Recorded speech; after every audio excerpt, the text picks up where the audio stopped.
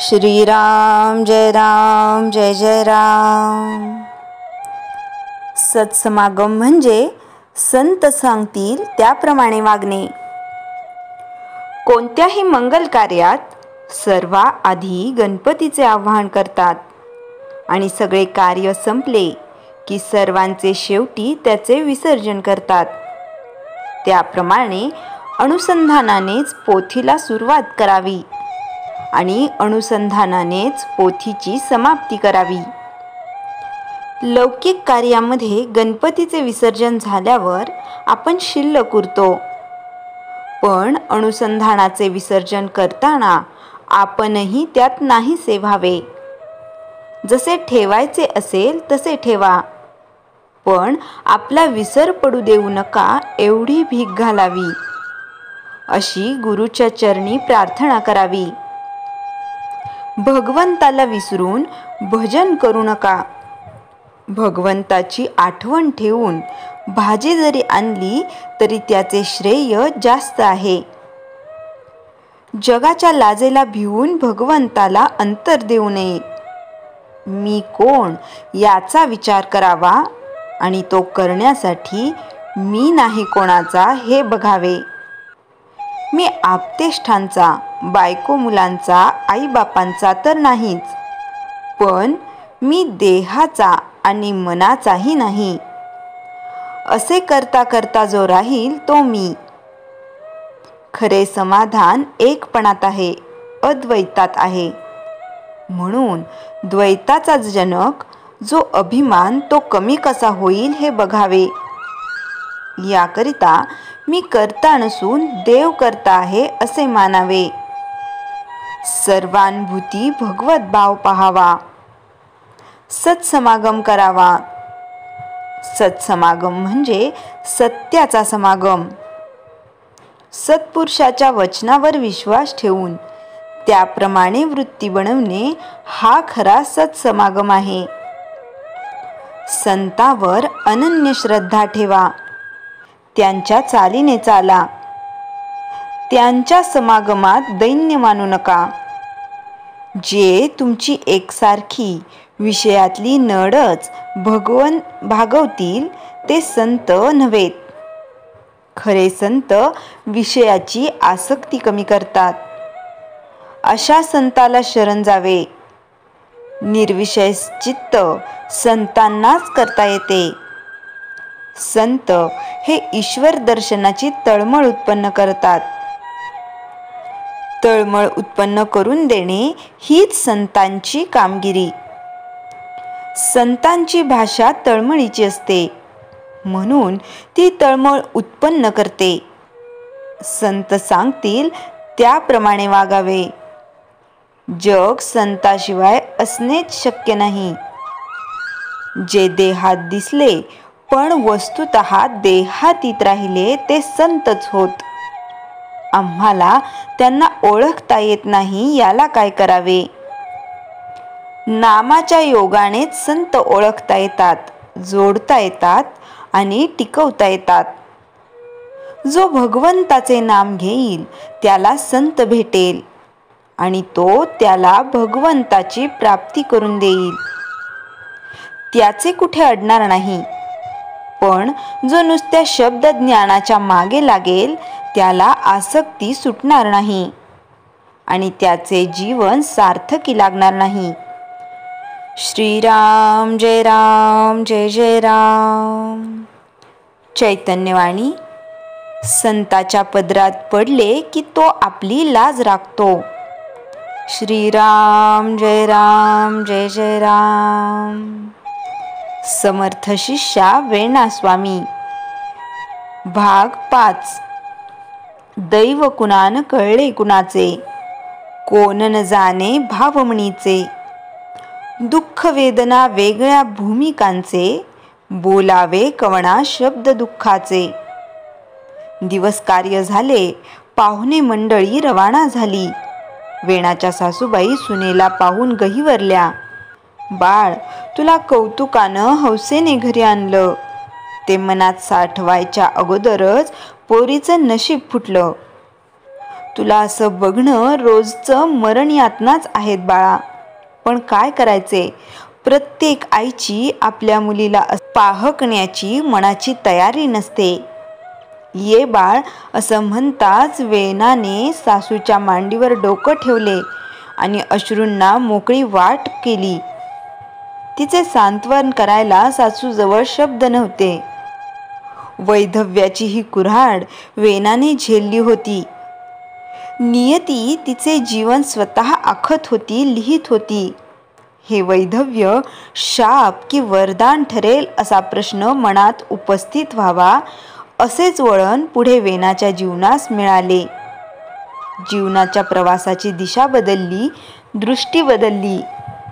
राधाबाई म्हणाल्या, आम्ही वेणाला काही दिवस कोल्हापूरला न्यावं म्हणतो. दुःख हलकं नाही व्हायचं.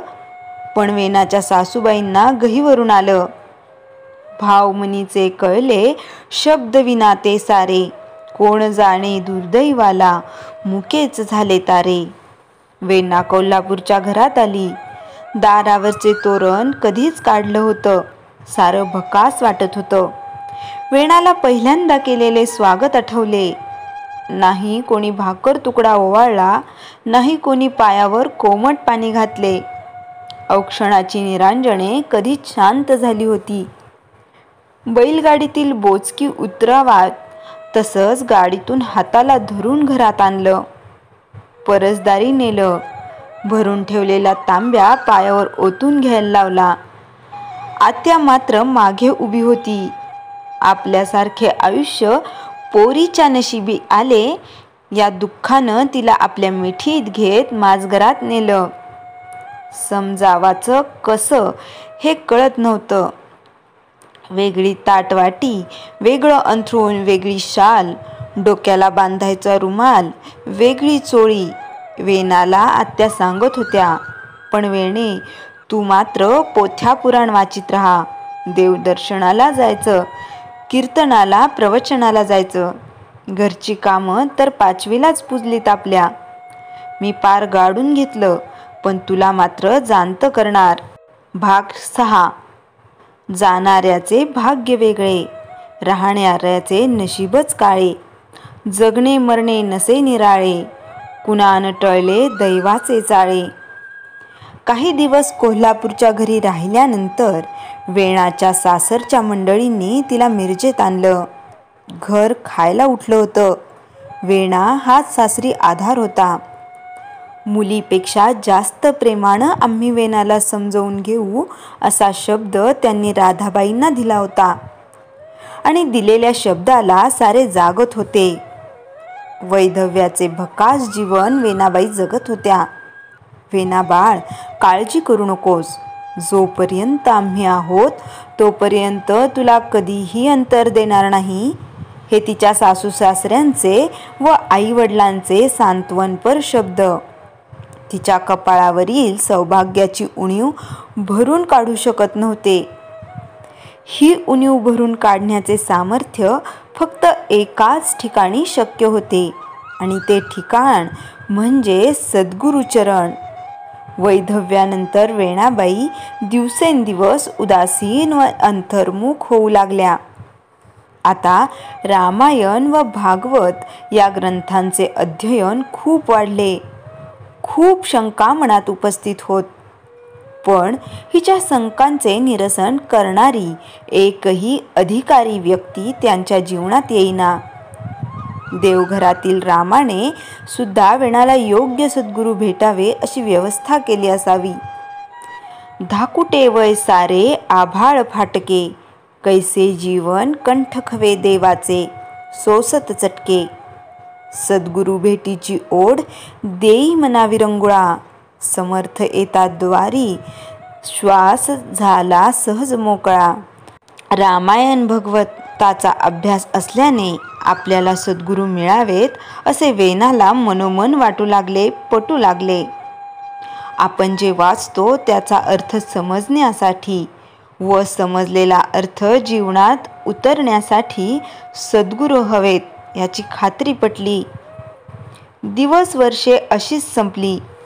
एकदा श्रावण महिन्यातील ती सकाळ वेणाबाईंच्या नवजीवनाची प्रभात ठरली.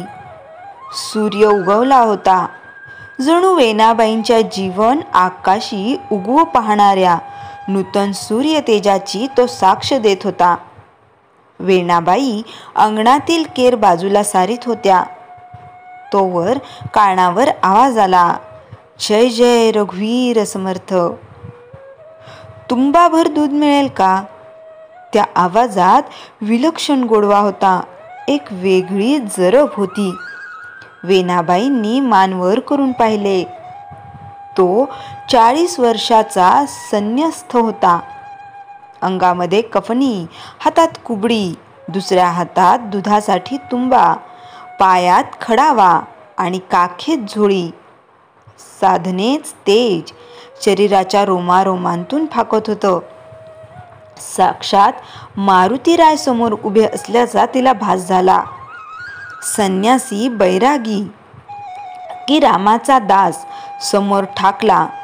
ती विलक्षण बावरली होती. तोच सासूबाईंच्या आवाजाने भानावर आली.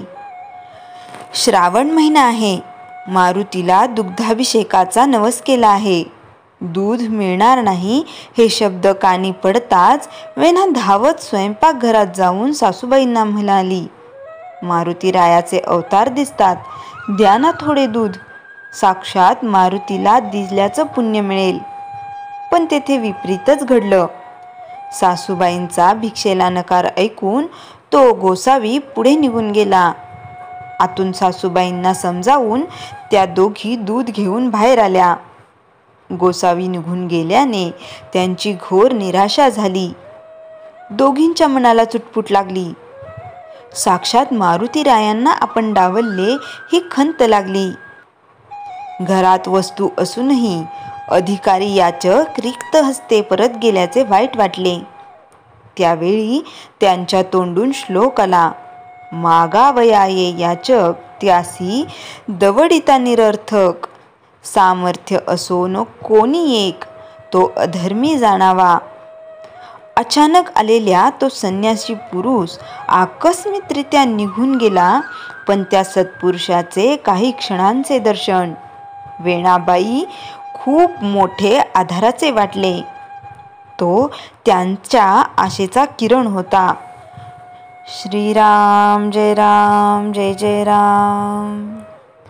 जयाच्या जनी जन्मनामात झाला, जयाने सदा वासनामात केला.